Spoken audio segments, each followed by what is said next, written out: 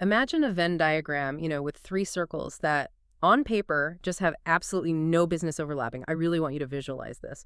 So in the first circle, you have this hyper-aggressive, relentlessly cutthroat world of multi-million-dollar commercial real estate in Dubai. Right, which is just a totally brutal environment. I mean, it's governed entirely by external validation and ruthless negotiation. Exactly. The Yeah. kind of high-stakes pressure that just breaks people on a daily basis. Oh, absolutely. A world where your worth is basically calculated down to the decimal point of your last deal. Yeah, exactly. So that's circle one. Now, in the second circle of our diagram, you have the deeply esoteric, ancient realms of quantum energy healing, rigorous breath work, and samadhi, which is the absolute highest state of meditative consciousness. Which is completely at odds with the corporate real estate world. Right.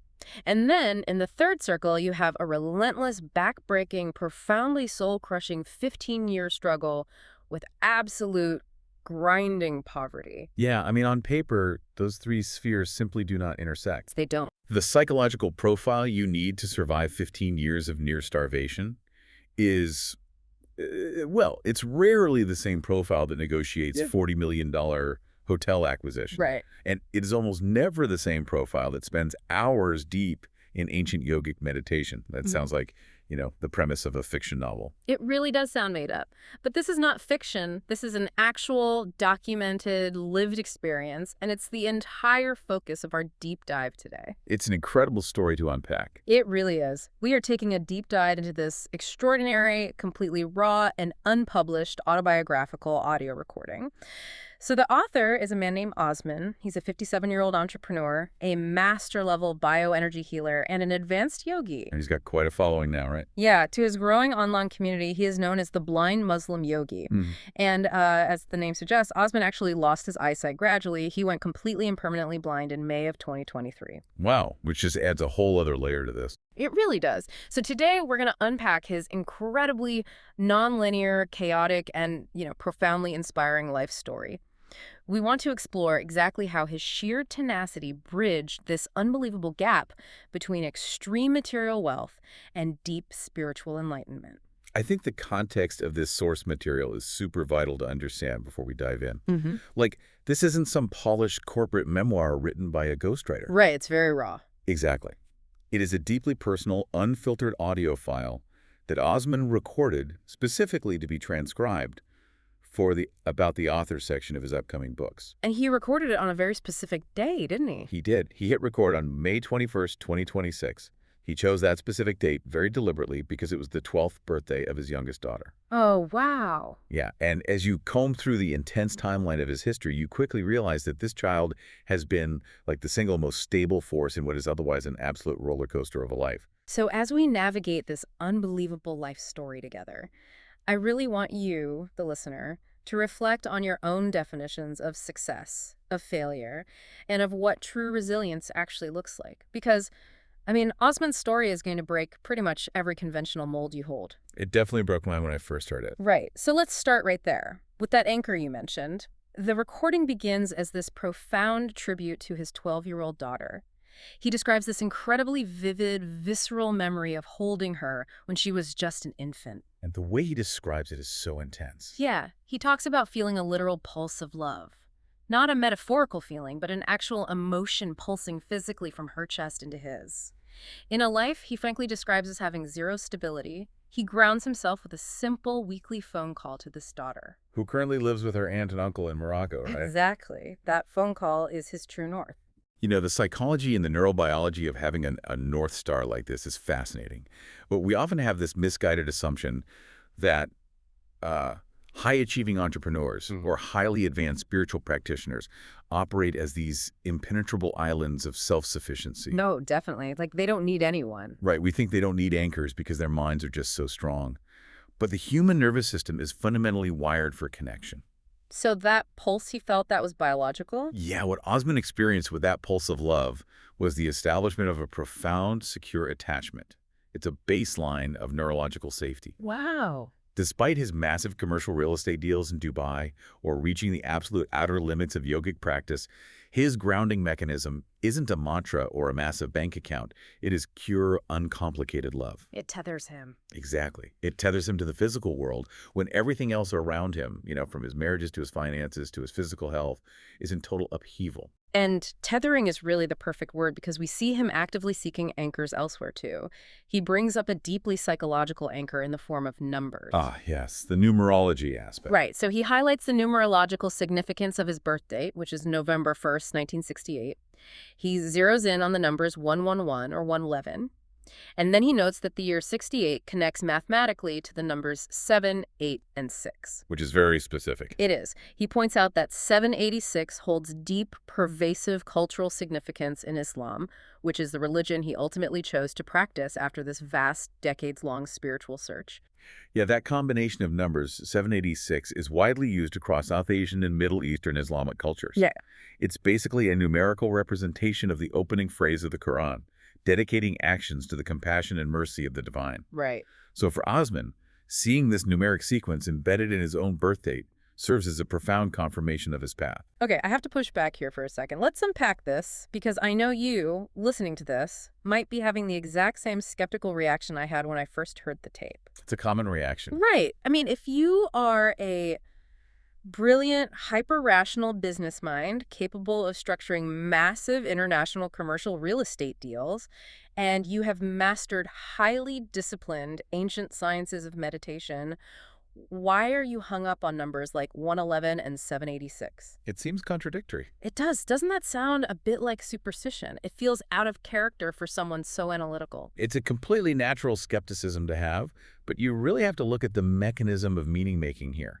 This isn't about superstition at all. It's about the cognitive framework of pattern recognition. Oh, interesting. So it's a brain thing. Exactly. Highly analytical minds are actually the most prone to seeking patterns in the chaos of life as a form of spiritual grounding. Wait, really? The most prone? Yeah, when your life involves bouncing between multi-million-dollar commissions and eating out of discount tuna cans, the human brain desperately seeks a through line. It needs to prove that the chaos isn't just random. So it's a coping mechanism. In a way, recognizing 111 or 786 isn't Osman predicting the future with magic. It is him creating a symbolic map of his own journey toward finding his creator.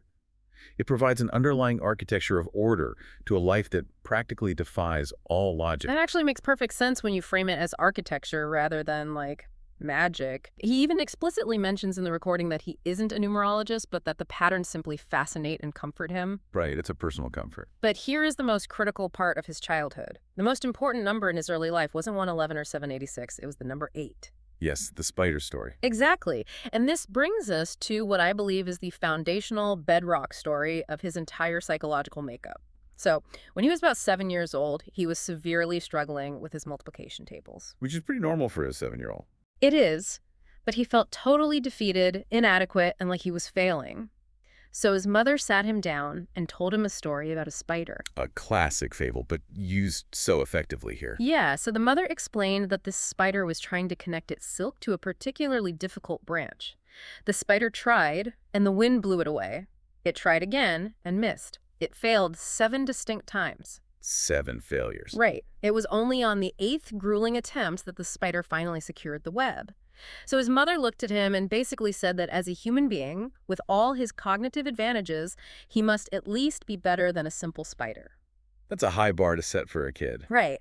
If the spider tried 8 times, Osman had an absolute obligation to try at least 8 times before he was allowed to give up. And then she asked him, how many times have you failed your multiplication tables? And what did he say? He admitted he had only failed twice. Which is just such a brilliant parenting move. She essentially tells him, you don't even have the right to be upset yet. You're only on attempt number 3. It's genius. And I want to dig into how this rewired his brain, because this wasn't just a cute bedtime story to make him feel better. This fundamentally altered his relationship with failure for the rest of his life. It absolutely did. He stopped viewing failure as an indictment of his personal intelligence, and he started viewing it as a simple mathematical probability. Exactly. We are looking at the encoding of resilience in the developing prefrontal cortex. Early childhood narratives provide the software for how we process adversity as adults. So a bad narrative ruins the software. Pretty much. If a child views failure as a permanent character flaw, like, I failed math, therefore I am stupid, The brain triggers shame, and the child stops trying just to avoid the pain of that shame. Because shame hurts. Right. But Osman's mother handed him a psychological shield. She shifted his perspective from a fixed mindset to an infinite probability matrix. An infinite probability matrix. I love that. If you view failure merely as attempt number 3 out of 8, the emotional sting is entirely removed. The failure just becomes data. It builds an ultimate mental callus. You fail. Good. That was attempt number 4. The spider's still going, so you have to keep going. Exactly. It's just math at that point. And we see this spider-like tenacity put to the test almost immediately in his academic life. He goes from being this below-average student crying over basic multiplication to achieving what was considered practically impossible. Especially where he was growing up. Yes, through sheer, unadulterated grit, he gets admitted into a medical university in South Africa. And given the historical and systemic context of South Africa at that time and his own early academic struggles, getting a seat in medical school was a monumental feat. It was huge. And he didn't just scrape by to get in either. He miraculously won a highly prestigious all-inclusive scholarship. The magnitude of this scholarship really cannot be overstated. I mean, it was so lucrative that the stipend provided enough surplus money for him to buy a car in cash with his very first payout. Wow, that's insane for a student. It is. His books were paid for, his accommodation was covered, he had spending money. For a young man who had struggled, this was the absolute golden ticket. To his family and to the outside world, this was the summit. He had arrived. Medicine offered supreme status, guaranteed wealth, and total security. But this is where the story takes its first massive, jarring left turn. Yeah, prepare yourself for this. In his first year of medical school, holding this golden ticket, he quits. He completely walks away from it all. Just drops out. Yes. And the catalyst wasn't that the classes were too hard. The catalyst was the biology lab. The dissection, right? Exactly.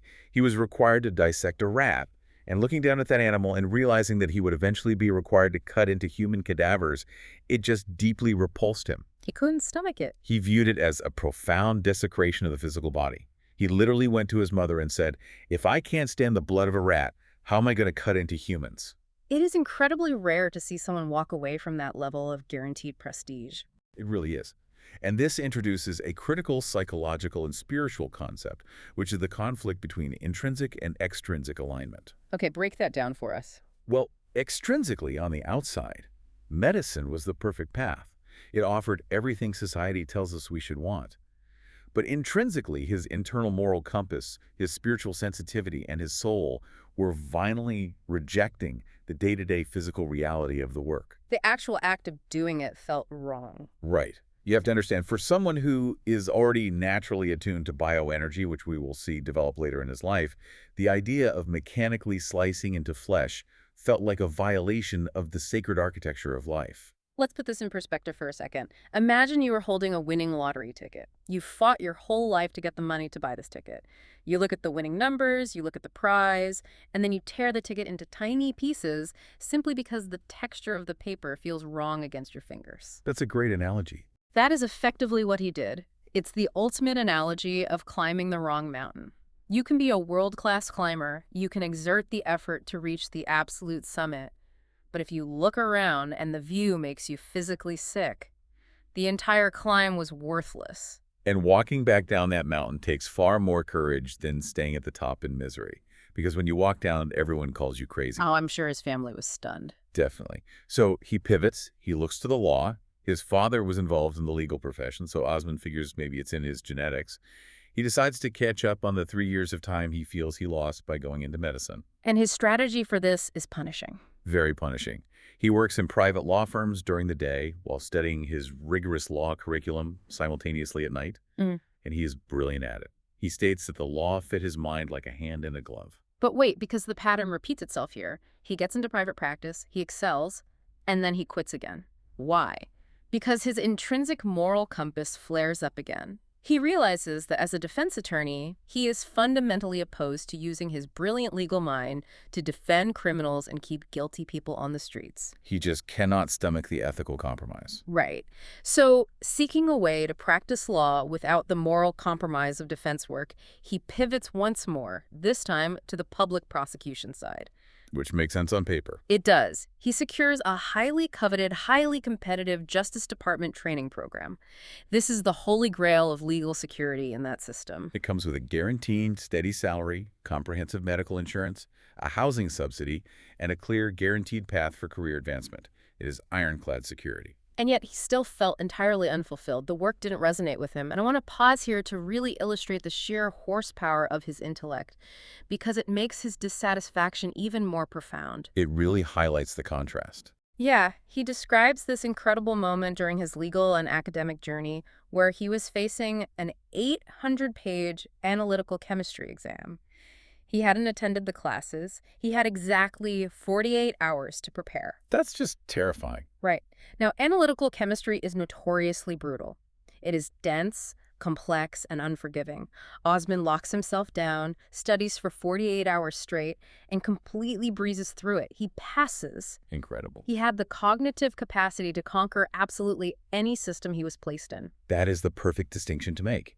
He had limitless cognitive capacity, but what he was severely lacking was spiritual resonance. Spiritual resonance. Let's use an analogy of a high-end computer. Right. He had the most powerful hardware on the market. His processor could handle any complex data you threw at it, whether it was medical biology, legal statutes, or analytical chemistry. But the software was wrong. Exactly. The operating system he was being forced to run was fundamentally incompatible with his hardware. The system kept crashing, not because he wasn't smart enough, but because a career in the justice system merely sustained his physical reality, while completely starving his deeper spiritual purpose. Yes. The operating system analogy is perfect. He was trying to run an ancient, energetic software on a modern, bureaucratic hardware system, and it just wouldn't compute. It's a recipe for burnout. So, what does a person do when they realize they are running the wrong software? They have to wipe the hard drive. They have to make a terrifying leap into the unknown. And he does. After 5 years in the legal profession, he makes his move. He resigns from his guaranteed, heavily subsidized, secure Justice Department job. And the timing is what makes this truly wild. He does this exactly 1 month before the birth of his first daughter in March of 1996. That is wild. He has a child arriving in 4 weeks, and he unplugs his entire safety net because he decides he wants the wealth and absolute freedom of an entrepreneur. And his inspiration for this leap was a highly successful helicopter-flying female real estate broker he had met. She represented the freedom he craved. So he wants to fly helicopters too. Basically. So, true to his intense nature, he decides to pivot into real estate. He takes the real estate board exam completely unprepared, and by his own admission, severely hungover. Classic. And miraculously, the brilliant hardware of his mind pulls through again, and he passes. He plunges headfirst into self-employment just as his daughter is born. And if this were a Hollywood movie, this is the exact moment we would get the upbeat training montage where he starts closing deals, the money rolls in, and he is vindicated. Right. Cue the 80s rock music. Exactly. But life is not a movie. What actually follows is a devastating 15-year entrepreneurial desert. We need to break this timeline down because it is staggering. It begins with 6 years of absolute, soul-crushing financial misery. The contrast is just jarring. He goes from a prestigious Justice Department office to knocking on doors. Knocking on doors for 6 years. Yes.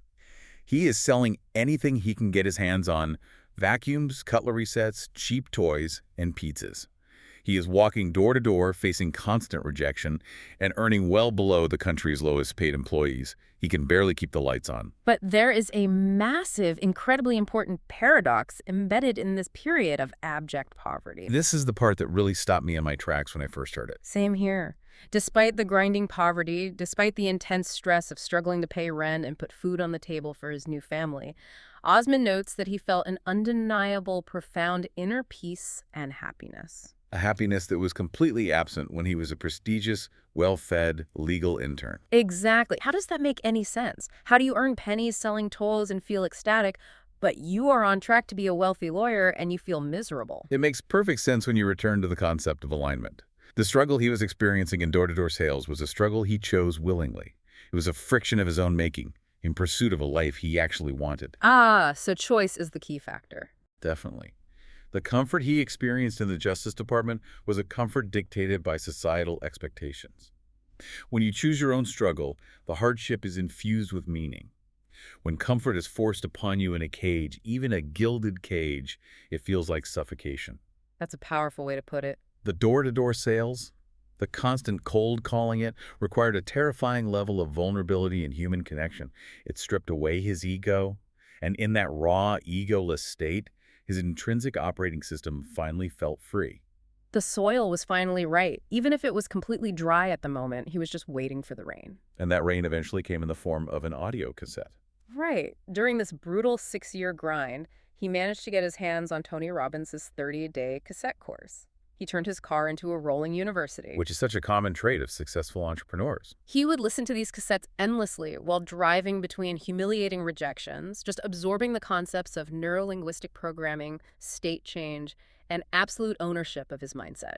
And the application of that knowledge was explosive. By fundamentally shifting his psychological blueprint and his physiological state, like taking control of how he reacted to the word no, his external reality rapidly bent to match his internal shift. The results were crazy fast. Within 1 month of applying the course, he earned his highest income to date. Within 6 months, he had 10x'd his income. He broke out of the desert and achieved the ultimate picket fence dream. And it wasn't just a modest picket fence either. For a 4-year stretch, he lived in absolute luxury. We are talking 5 cars in the driveway, the swimming pool, the massive house, total financial abundance. He had finally manifested the vision of that helicopter-flying broker. He did, but a mind like his is rarely satisfied with just comfort. The urge for even more growth, for a larger arena to test his skills, led him to uproot his life and move to Dubai to tackle the apex predator world of commercial real estate. And Dubai, notoriously unforgiving, breaks him all over again. Just shatters him. He goes from 5 cars to absolute zero. He plunges into a new, brutal 9-year struggle. For 9 long years, he fails to close the massive deals required to survive in that city. He's back to square one, but this time he is trapped in one of the most expensive cities on the planet. The pressure must have been unbearable. He vividly describes the reality of his situation, buying cheap cans of tuna in bulk and rationing them just to avoid sheer starvation. I really want the listener to grasp the timeline we are talking about here. 6 years of miserable failing in South Africa, then 4 years of massive luxurious success, then another 9 years of starving failure in Dubai. It's exhausting just hearing it. That is 15 years of brutal struggle, punctuated by one brief oasis of success. You have to ask, what does that level of volatility do to the human ego? What happens to your identity when you bounce violently between buying a fleet of luxury cars and hoarding discount tuna fish so you don't starve to death? What it does is build an incredible, almost superhuman emotional callousness to money. Callousness, meaning you just stop caring? Meaning, money entirely loses its power over your identity. You stop believing that wealth makes you a good person, and you stop believing that poverty makes you a failure. It detaches the emotion from the math. Exactly. Yeah. Osman adopted a mindset that he likens to Thomas Edison. When Edison was famously asked about failing 1,000 times to invent the light bulb, he replied that he didn't fail 1,000 times. He successfully found 1,000 ways that did not work. The spider web again? Yep. Osman treated his 15 combined years of failure not as a reflection of his worth, but as an aggressive data collection phase. He was playing an infinite game. In a finite game, 9 years of failure in Dubai means you lose, the game is over, you go home. But in an infinite game, the goal isn't to win a single commercial real estate deal. The goal is to simply stay in the game, keep learning, and keep evolving. He was building a mind that remained completely undisturbed regardless of the number in his bank account. And eventually, the Dubai struggle broke. The data collection paid off. He mastered the cutthroat environment and became the #1 commercial broker for 5-star hotels. The commissions on those deals are staggering. Yeah, he was negotiating deals that earned him massive, life-altering commissions ranging from $2 million to $10 million. He conquered the summit. But the most vital piece of this entire puzzle, the only reason his mind could remain undisturbed during those 15 years of financial starvation, and the only reason he didn't lose his soul when he finally started making $10 million commissions, was because he was secretly living a second, profoundly deep life, completely parallel to his business career. And here's where we step into the second circle of our Venn diagram, the secret yogi. Because his spiritual journey didn't start as an adult looking for a way to relieve the stress of Dubai real estate. It started when he was a little boy. Very early on. At age 7, he was already digging into his father's philosophical books. For his 10th birthday, while his peers were asking for bicycles and toys, and, his mom did buy him a bike, Osman specifically asked for a massive 30-volume set of books on the science of yoga. which is an incredibly dense, complex set of ancient literature for a 10-year-old to comprehend. Most adults couldn't get through it. Right, but he devoured it. Hmm. His self-study and his physical practice were so intense and so advanced that by the age of 12, his formal yoga instructor actually stepped aside and handed the adult Friday night yoga class over to him. At 12 years old. Think about the energetic presence required for that. Yeah. A 12-year-old child instructing a room full of stressed adults on how to breathe, how to align their bodies, and how to find their spiritual center. It is a phenomenal visual. Imagine walking into your local yoga studio after a long week of work, and your guru is a kid who isn't even in high school yet. It's wild. But his depth was undeniable. He understood inherently that yoga wasn't just physical stretching. He understood it as a profound technology for inner engineering.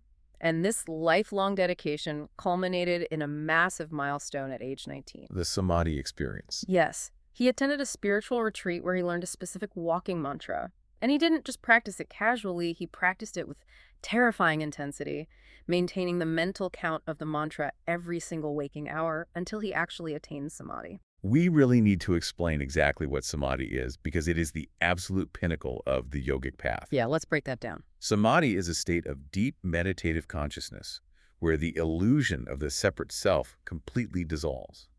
The boundary between you and the universe vanishes. So, total oneness. Exactly. Oh. Neurologically, this involves a massive shift in brainwave states, moving beyond the default mode network that creates our sense of ego.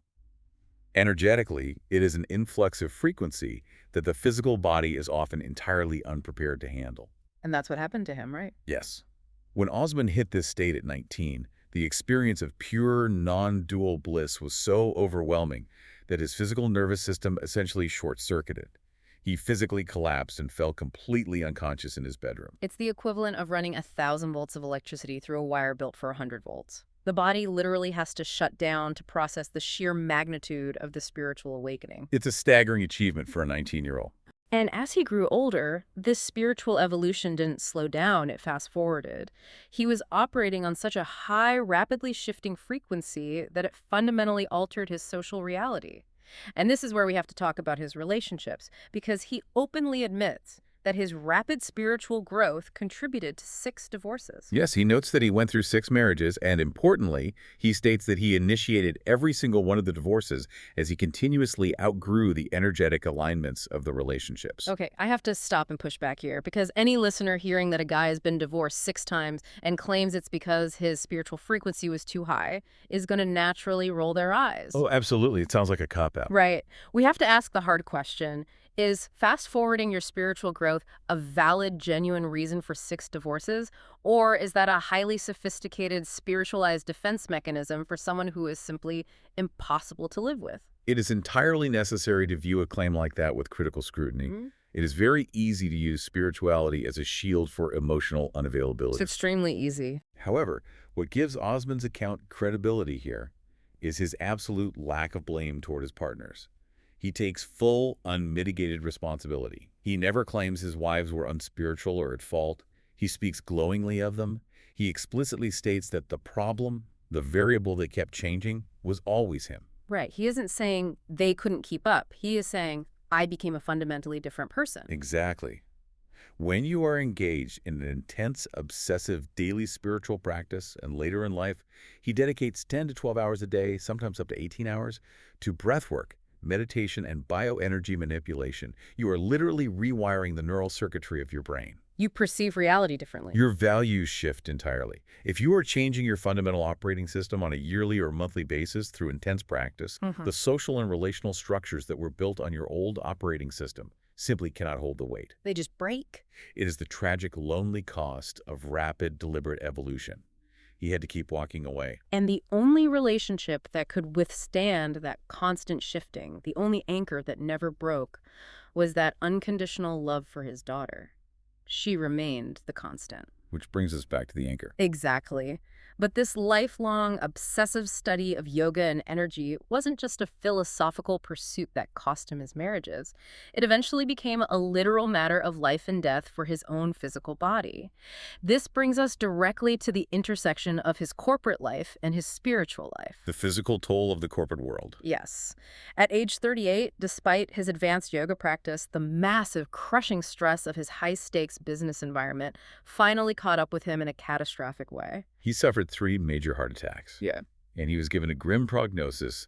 The doctors told him he had 6 months to live. Just 6 months. On top of the heart disease, he had been suffering as an insulin-dependent diabetic for 10 years, requiring up to 5 injections of insulin every single day just to manage his blood sugar. Okay, how does an advanced yogi have 3 heart attacks at 38? Because of the biological supremacy of chronic stress. Your autonomic nervous system is incredibly powerful. When you are operating in the cutthroat world of Dubai commercial real estate, your body is locked in a sympathetic state, the fight or flight response. Always on high alert. Chronic psychological stress floods your bloodstream with cortisol and adrenaline. This keeps your blood pressure artificially high, which generates arterial plaque, leading to heart attacks. It also severely disrupts metabolic function, causing severe insulin resistance. The doctor actually pointed this out to Osman, didn't he? He did. The doctor said, you are following the diets, you are doing the exercises, but something in your environment is affecting you negatively. It doesn't matter how advanced your breath work is. If you spend 12 hours a day swimming in a toxic pool of stress hormones, your biology will eventually break down. And Osman realized this. He realized the environment was the poison. So he made the radical decision to extricate himself from that intense stress. He stepped back. And the results were almost immediate. Within 2 weeks of removing the psychological stressor, his health markers began to improve. By removing the constant flood of cortisol, he allowed his natural dietary protocols and his rigorous yoga routines to actually take effect. His body could finally enter the parasympathetic state, the rest and digest mode where cellular healing actually occurs. The turnaround is miraculous. Today, at 57 years old, he takes absolutely 0 medications.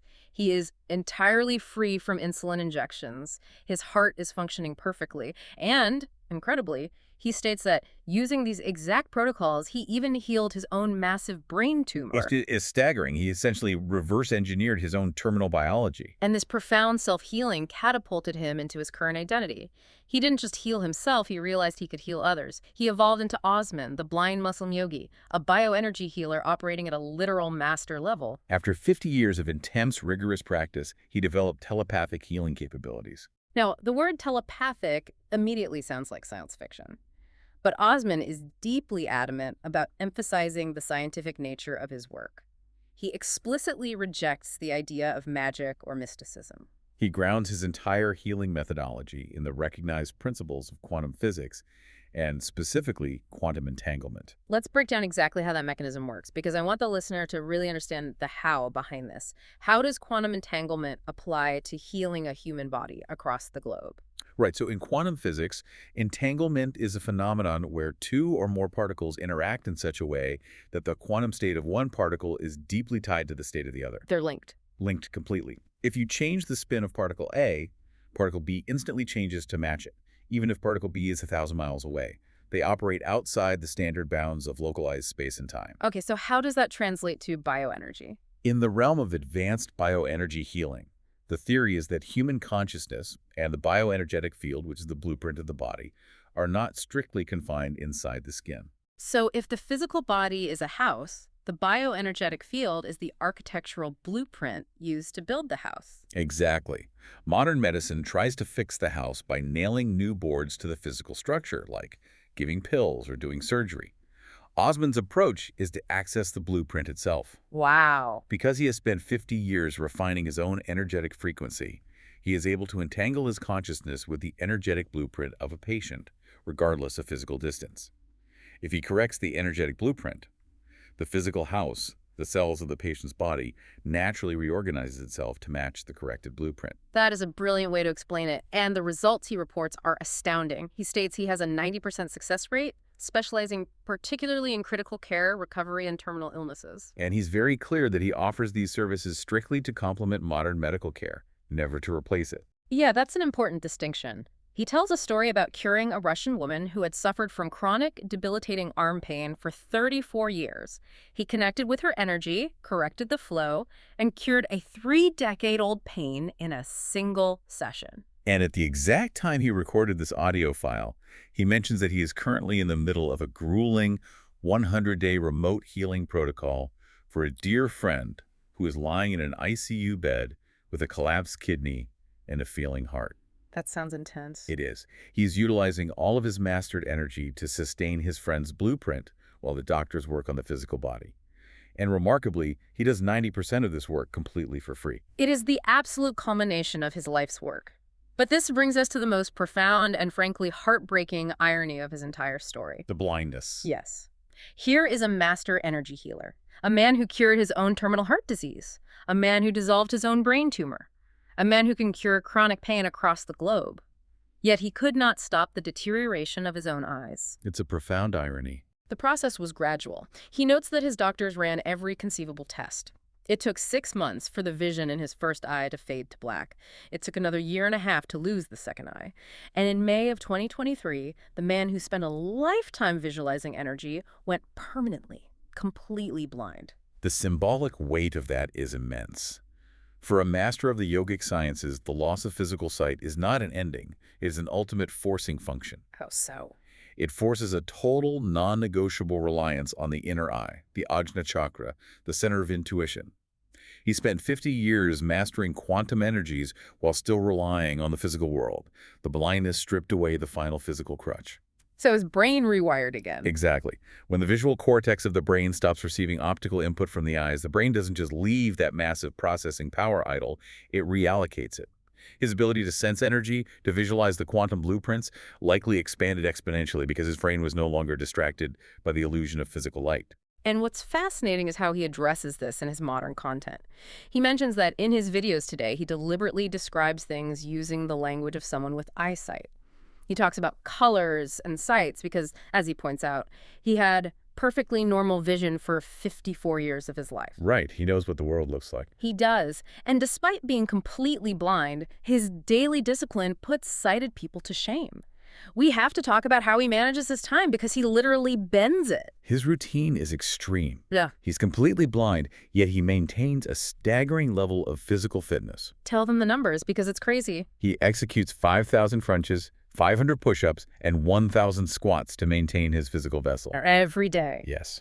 But because he is so incredibly busy managing his life, his healing, and his real estate consulting, he realized he couldn't dedicate hours to static physical yoga anymore. So he relied on his deep understanding of the mechanics to create a highly condensed, hyper-effective 5-minute yoga and meditation program. He realized that modern people in the corporate world don't have 2 hours a day to sit cross-legged in a silent room. He distilled 50 years of ancient yogic science down to 5 minutes of maximum efficacy. And this is accessible to people, right? Yes. And for you, the listener, this is a massive takeaway. Osman makes this exact program available completely for free. You can download the 5-minute routine directly from his website, which is yogawellness786.com. He uses this routine himself to survive his packed schedule. And just a quick note, I know there was a $5 anxiety fix program mentioned in the past, but that's no longer available. Stick to the free 5-minute routine. Good catch. So he uses this, but his time management goes even deeper than that. He utilizes a technique he calls micro moments. Explain the mechanics of these micro moments, because this is where his mastery truly shows. So he says that if he is on the phone with a customer service call center and the operator says, "Please hold," most of us would get annoyed and stare at the wall. Or scroll our phones. Right. Osman uses those 2 to 5 seconds of hold time to instantly drop his brainwave state from a chaotic beta state into a deep restorative theta state of meditation. He isn't waiting for a quiet hour at the end of the day. He is punctuating the chaos of a normal day with 30 to 40 tiny, profound pockets of total meditative presence. The neuroplasticity required to shift into a theta state in 2 seconds is the result of decades of practice. He isn't fighting the modern world. He is weaving his spirituality through the tiny cracks in it. I love that visual. He lives in a constant state of glimpses of awakening. And these micro-recoveries are exactly what fuel the final, astonishing chapter of his story The Legacy of a Blind Creator. His current reality is focused entirely obsessively on giving his accumulated knowledge away to the world. His daily creative output is, frankly, insane. What is he producing on a daily basis? He generates 5 to 10 videos, 2 to 4 podcasts, and 2 blog posts every single day. Let that sink in for a moment. A totally blind man is operating as a one-man media conglomerate. He published over 200 full podcast episodes on Apple and Spotify in just 3 months. And here's the kicker. When he recorded the audio we are analyzing, he checked his podcast analytics.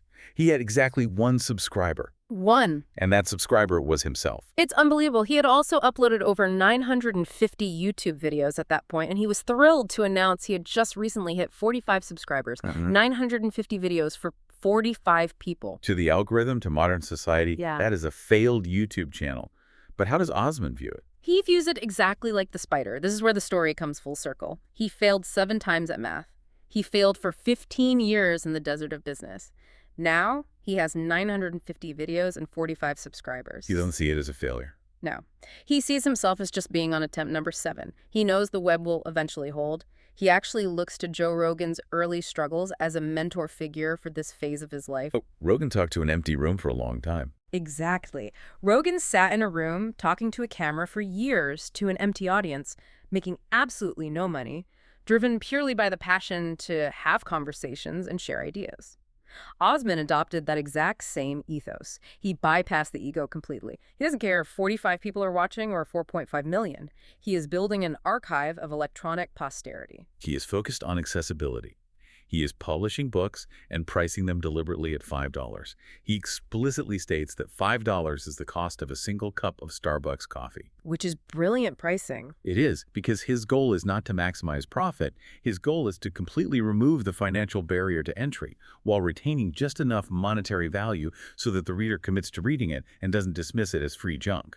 He wants the information to go viral so it can help people manage their own stress, their health, and their relationships. And if you doubt the purity of his motivation, you just have to look at what he did to his earliest work. He mentions that 25 years ago, he spent years writing a massive 30-volume manuscript detailing his spiritual philosophy. 30 volumes. Yes. And then he deleted it. All of it. Why would he do that? Because he looked at it and realized it was too highly philosophical. It wouldn't practically help an everyday person who is stressed about paying their rent or managing their blood pressure. Deleting your life's work because it doesn't pragmatically serve the masses is a staggering display of a dissolved ego. It is the ultimate proof of non-attachment. And the tension of his current reality makes this dedication even more visceral.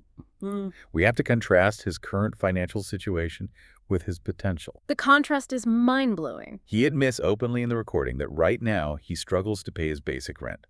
He relies on a friend, who is also low income, for monthly help just to survive. And this is the craziest part of the entire deep dive. While he is struggling to pay rent and talking to 45 YouTube subscribers, he literally has a commercial property deal sitting on his desk in Dubai. A deal that he, with his 15 years of built-up expertise, knows exactly how to close. And what's the payout on that deal? The deal that would net him a $35 to $40 million commission. $40 million. It would solve every material problem he has for the rest of his life.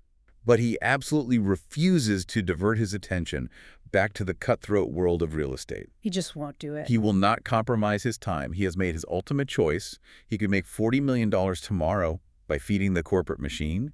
But he prefers to teach you how to breathe today, even if it means he struggles to buy his own groceries. It is a testament to complete, unshakable conviction. He says in the recording, "I'm not after the money. I found my calling." His singular mission is to encourage a scientific, accessible approach to life by simplifying the methodology from ancient yoga and meditation sciences. And remember, if anyone follows his protocol, their natural energy improves, boosting their immunity by 90% naturally. It's a scientific approach. Yes. He has dedicated the remainder of his life and his energy to reviving an ancient science that can benefit society's health, bring peace, fix relationships, and improve finances.